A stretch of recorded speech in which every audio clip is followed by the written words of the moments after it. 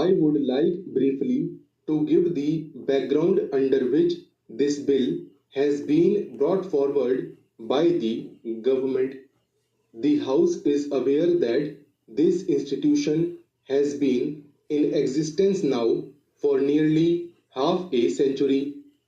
It was established in 1960, and since then it has rendered very valuable service for the promotion of Hindi, and through holding various conferences it focused the attention of the country to the great importance of Hindi as a national language.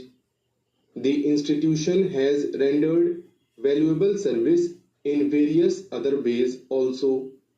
It has been conducting examinations. It has also been affiliating institutions which are doing similar kind of work in the field of Hindi, and it has branches in various parts of the country. The institution has also built up a library which probably contains almost all the books which have been published in Hindi so far, and it has a valuable collection of manuscripts. I understand that it is one of the best in the whole country. It conducts various examinations, and these examinations have been recognized by the government. It has also on its rolls a large number of members. Some differences have arisen among the members, and the activities of the institution have been paralyzed. After the declaration of Hindi as the official language, it was thought by the Sammelan that it was necessary to amend its constitution.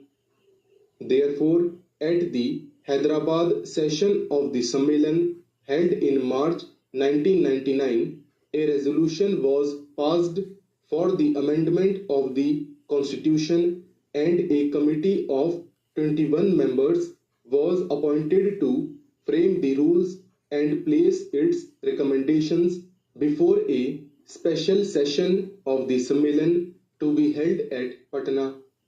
This committee did prepare a draft constitution for the Sammelan, and it was placed before the Patna session of the Sammelan. But unfortunately, at this session, differences arose among the members, and after a good deal of discussion, it was decided ultimately to entrust the framing of the constitution to a committee of 11 persons, with this proviso that a constitution signed by 8 members shall be deemed to be approved by the general session of the Sammelan. This committee prepared a constitution, and it was considered by the session of the committee held in December.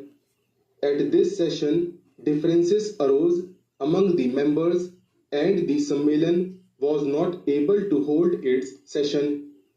The situation now is that the institution is in the hands of an official receiver.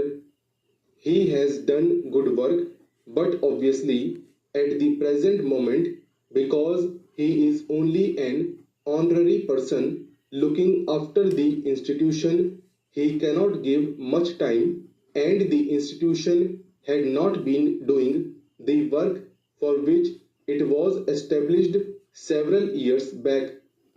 Various efforts have been made to bring about some kind of a settlement, but all these efforts have failed. Ultimately, the Uttar Pradesh government had to intervene and pass the Act of 2006. This act was also in the nature of an interim measure, but the act of the UP government was challenged in the High Court at Allahabad, and it was declared ultra vires mainly on the ground that it created a corporation with objects not confined to one state, and the court said that legislation could be passed only by parliament.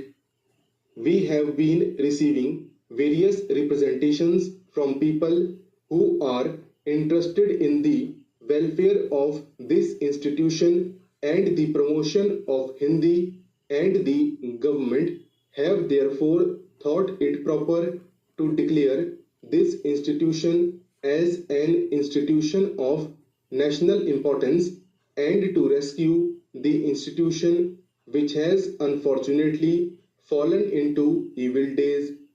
This is the main purpose for which this bill has been brought forward. The special features of this bill are these. We are proposing to appoint a governing body which will consist of a chairman, a secretary, and 13 other members, all to be appointed by the central government. But this will only be an interim measure. This bill empowers the governing body to make, with the approval of the central government, the rules of the Sammelan. It will also set up a properly constituted government body which will take charge of the institution in course of time.